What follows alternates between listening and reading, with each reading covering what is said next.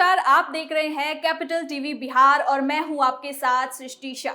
बिहार चुनाव जैसे जैसे नजदीक आ रहा है वैसे वैसे हर दल अपनी सियासी बिसात बिछाने में जुट गया है। एक तरफ जहां एनडीए लगातार अपने मास्टर स्ट्रोक चल रहा है, वहीं विपक्ष खासकर कांग्रेस अपनी खोई हुई जमीन वापस पाने की कवायद कर रही है। हाल ही में मुख्यमंत्री नीतीश कुमार ने कहा कि आने वाले 5 सालों में बिहार के 1 करोड़ युवाओं को रोजगार मिलेगा। इस बयान के बाद महागठबंधन की बेचैनी और कांग्रेस की सक्रियता एक नया मोड़ लेती नजर आई है। इसी कड़ी में अब कांग्रेस ने भी बिहार में युवाओं को रोजगार देने का वादा किया है। लेकिन क्या ये वादे जमीनी हकीकत है या फिर चुनावी जुमले? क्या राहुल गांधी बिहार के युवाओं को रोजगार दे पाएंगे या फिर वोट के साथ, वोट के बाद और ये भाषणों तक ही सीमित रह जाएगा? पटना में कांग्रेस का रोजगार मेला ये नियत है या नौटंकी? बीते दिन बिहार की राजधानी पटना के ज्ञान भवन में कांग्रेस पार्टी की ओर से रोजगार मेले का आयोजन किया गया था। दावा किया गया कि इस मेले में हजारों नौजवानों को निजी क्षेत्र की कंपनियों में नौकरी दी जाएगी। लेकिन जैसे ही मेला शुरू हुआ, असुविधा, अव्यवस्था और भीड़ ने पूरे आयोजन को सवालों के घेरे में लाकर खड़ा कर दिया। भीड़ इतनी बढ़ गई कि काबू पाना मुश्किल हो गया। कई युवाओं ने कहा कि ना तो कोई स्पष्ट सूचना थी और ना ही कंपनियों के बारे में ठीक से जानकारी। तो वहीं इस घटना के बाद अब सवाल उठता है कि क्या राहुल गांधी को वाकई बिहार के युवाओं की चिंता है या फिर ये सिर्फ एक राजनीतिक स्टंट था ताकि युवाओं को अपने पाले में लाया जा सके। सवाल ये भी उठता है कि क्या कांग्रेस का वादा वाकई भरोसे लायक है? कांग्रेस के अगुवाई में राहुल गांधी बिहार के युवाओं को नौकरी देने की बात कर रहे हैं, लेकिन सवाल ये भी है कि जहां यानी कि जिस राज्य में कांग्रेस सत्ता में है वहां क्या किया है। वर्तमान में कांग्रेस की सरकार 3 राज्यों में है, हिमाचल प्रदेश, कर्नाटक और तेलंगाना। इन सभी राज्यों में चुनाव से पहले युवाओं को रोजगार देने की बात कही गई थी। तो चलिए एक एक करके इन राज्यों की हकीकत को परखते हैं। हिमाचल प्रदेश में 2 साल बाद भी नौकरी नहीं मिली है। मुख्यमंत्री सुखविंदर सिंह सुक्खू ने 1 लाख सरकारी नौकरियां देने का वादा किया था, लेकिन हकीकत यह है कि 2 साल बीत गए मगर नौकरियां नहीं मिली।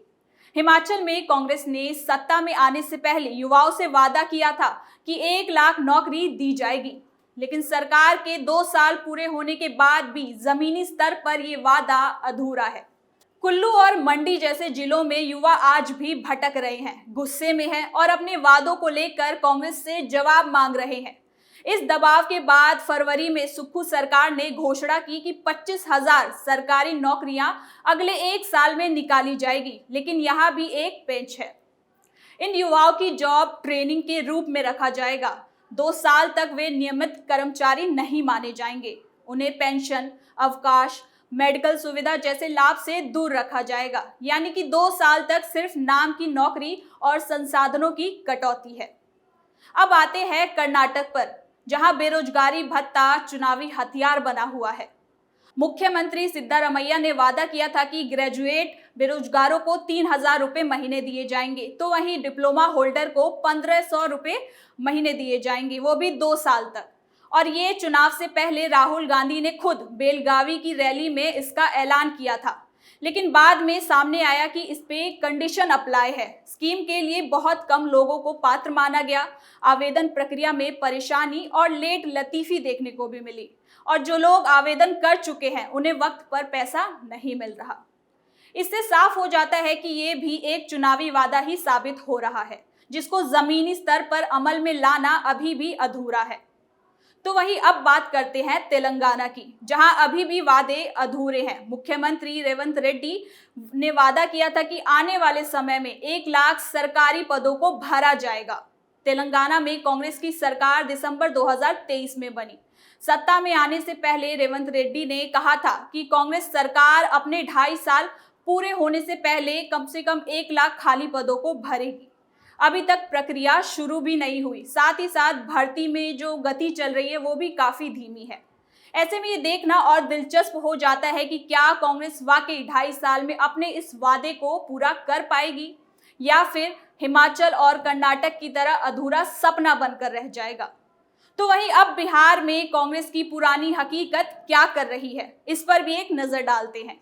कांग्रेस बिहार में लंबे समय तक सत्ता में रही। 1947 से लेकर 1990 तक कांग्रेस की सरकारें समय समय पर बनी। शुरुआती दौर में भले ही कुछ विकास कार्य हुए हो, लेकिन समय बीतने के साथ साथ कांग्रेस सरकारें भ्रष्टाचार, जातिवाद, अपराध के संरक्षण और प्रशासनिक अराजकता की मिसाल बन गई।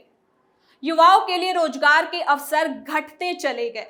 शिक्षा, स्वास्थ्य और इंडस्ट्रियल डेवलपमेंट पर फोकस ना के बराबर रहा।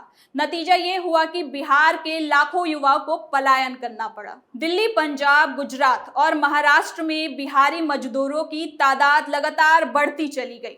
अब जब फिर से कांग्रेस युवाओं के लिए वादे कर रही है, तो सवाल ये उठना लाजमी है कि क्या जनता फिर उसी झांसे में आएगी। इसके साथ ही ये भी जानना जरूरी हो जाता है कि क्या कांग्रेस अब बदल गई है।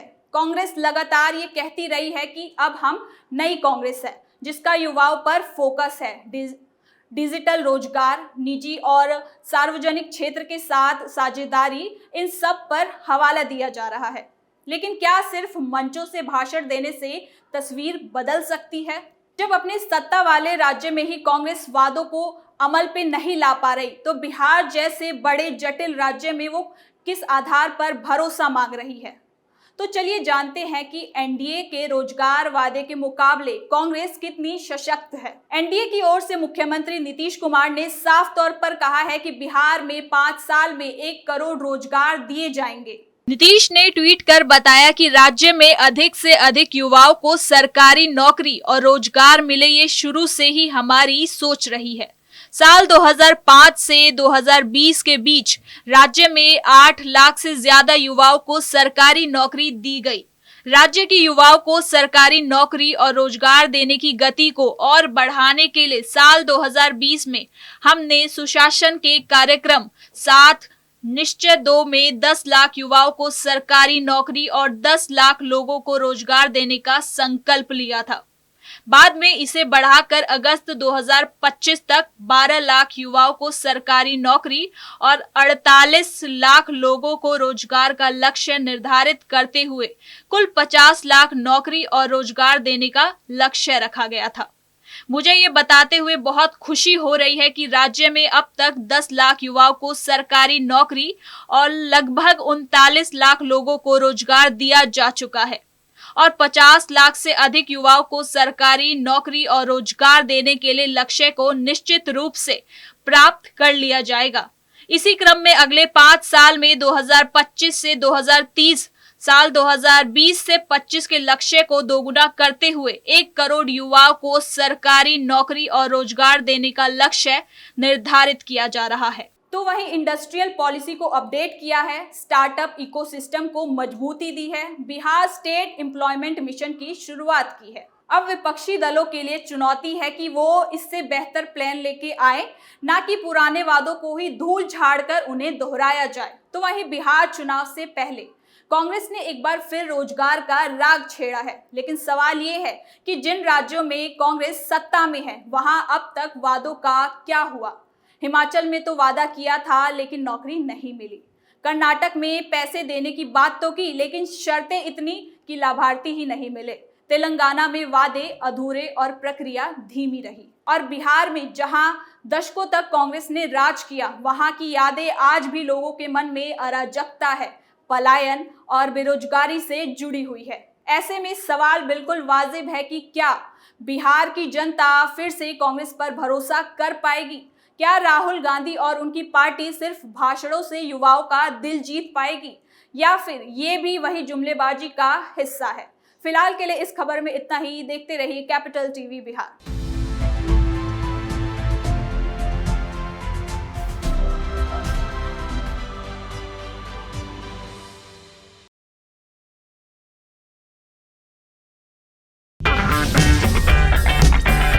अगर आपको हमारा वीडियो पसंद आया हो तो इसे लाइक करें, हमारे चैनल को सब्सक्राइब करें और हाँ, बेल आइकन दबाना ना भूलें ताकि आप तक हमारे वीडियो की नोटिफिकेशन पहुंचती रहे। आप अपना सुझाव हमें कमेंट बॉक्स में दे सकते हैं। हमारे साथ जुड़ने के लिए शुक्रिया।